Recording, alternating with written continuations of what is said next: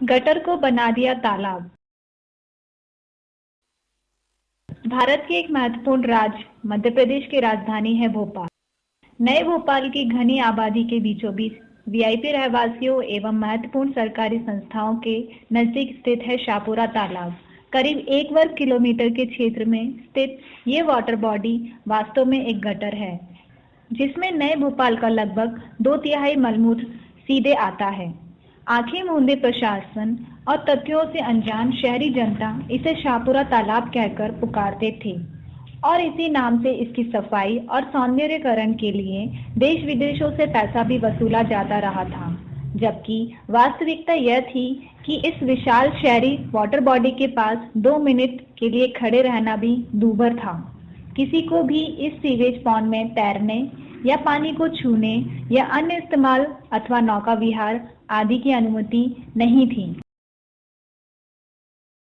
प्रभावितों की संख्या लाखों में। अत्यधिक दुर्गंध, दलदली और गटर के पानी से भरे हुए इस जहरीले पॉन्ड में अनधिकृत रूप से किए जा रहे मछली पालन से आए दिन बड़ी तादाद में मछलियों के मरने की खबरें आती रहती थीं और इसे के अनट्रीटेड पानी के ओवरफ्लो को आगे निकट स्थित कलियासोत नदी में भी छोड़ा जाता था। शाहपुरा सीवेज पॉन्ड के इसी अनट्रीटेड पानी के एक भाग को सब्जियों और फसलों की सिंचाई हेतु भेजा जा रहा था, जो कि सीवेज फार्मिंग और उससे होने वाली स्वास्थ्यजनित बीमारियों का एक बड़ा कारण था। सीवेज पॉन्ड का पानी आसपास स्थित घनी रहवासियों, कॉलोनियों एवं सरकारी संस्थाओं के भूजल को भी सीधे तौर पर विषैला बना रहा था।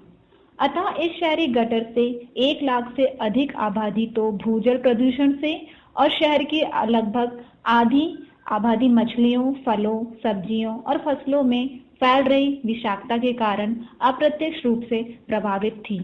अत्यधिक प्रदूषित शाहपुरा सीवेज पॉन्ड स्थित के कारण यहाँ का जलीय एवं वनस्पतिक जीवन एवं स्थानीय इकोसिस्टम भी बुरी तरह क्षतिग्रस्त हो रहा था, जिसका किसी भी जिम्मेदार सरकारी विभाग द्वारा कोई अनुमान नहीं लगाया गया।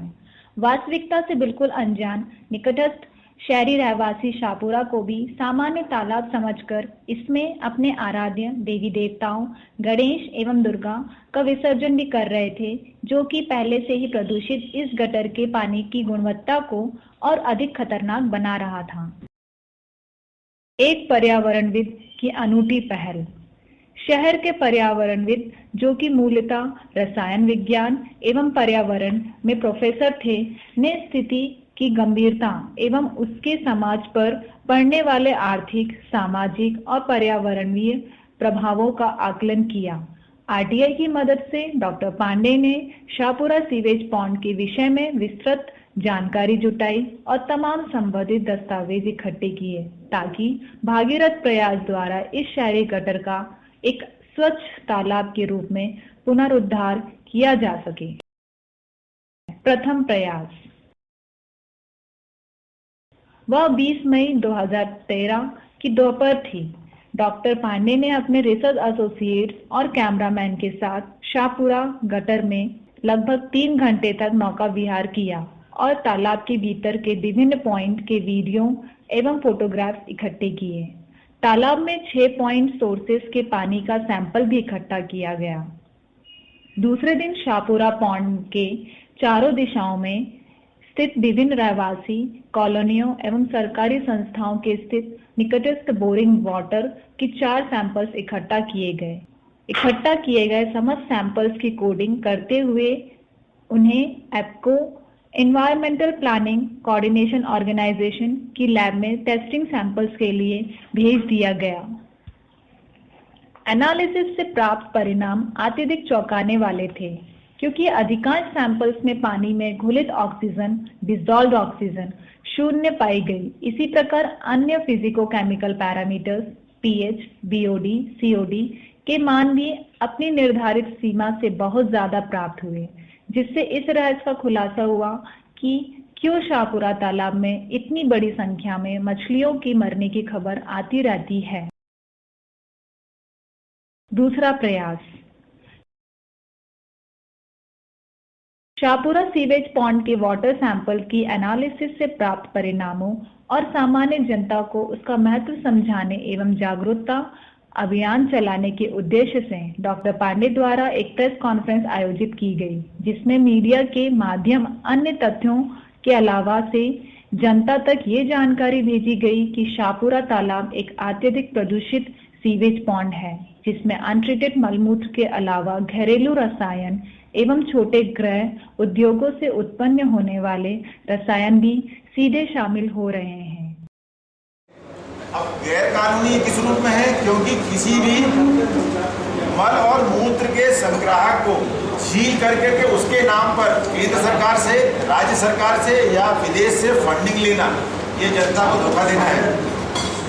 ये भी समझाया गया कि ऐसे पॉन्ड में मूर्ति विसर्जन से उत्पन्न होने वाले रंग, भारी धातुएं एवं खतरनाक रसायन पानी के जहरीलेपन को और बढ़ा रहे हैं, जो कि न केवल पॉन्ड में रहने वाले जलीय जीवों एवं वनस्पतियों को बल्कि निकटस्थ भूजल को भी बुरी तरह हानि पहुंचा रहा है। कैसी कैसी परेशानियां। जिम्मेदार सरकारी विभागों, म्युनिसिपैलिटी, राज्य सरकार और प्रदूषण नियंत्रण मंडल के विरुद्ध शाहपुरा सीवेज पॉन्ड की सफाई को लेकर एक बहुत लंबी कानूनी लड़ाई चली। सुनवाई के दौरान याचिकाकर्ता पर विभिन्न विभागों, पीएचई, पीसीबी, नगर निगम आदि के द्वारा कई बार प्रशासनिक और सामाजिक दबाव भी डाले गए।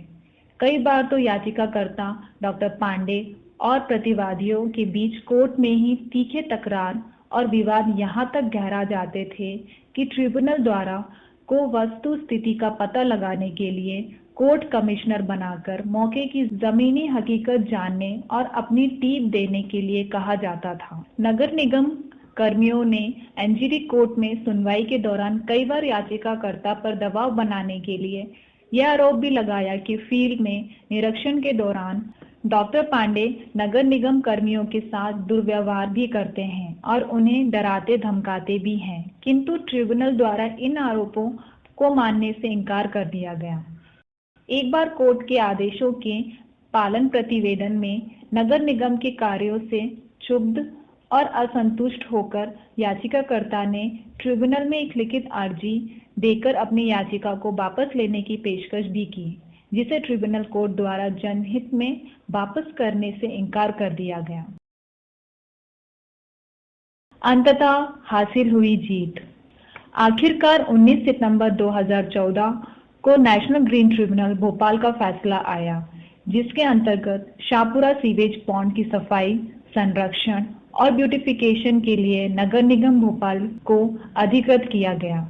ट्रिब्यूनल कोर्ट ने भोपाल नगर निगम के 2 वर्षीय फेज वाइज विस्तृत कार्य योजना को भी अपनी स्वीकृति दे दी, जिसके अंतर्गत लगभग 34 करोड़ रुपए की मदद से पूरे होने वाले इस कार्य में आधी राशि राज्य शासन की द्वारा दी जानी है। ग्रीन ट्रिब्यूनल ने अपने अंतिम आदेश में नगर निगम समेत समस्त प्रतिवादियों को शाहपुरा झील की सफाई एवं संरक्षण का कार्य समय सीमा के भीतर पूरा करने का निर्देश दिया है।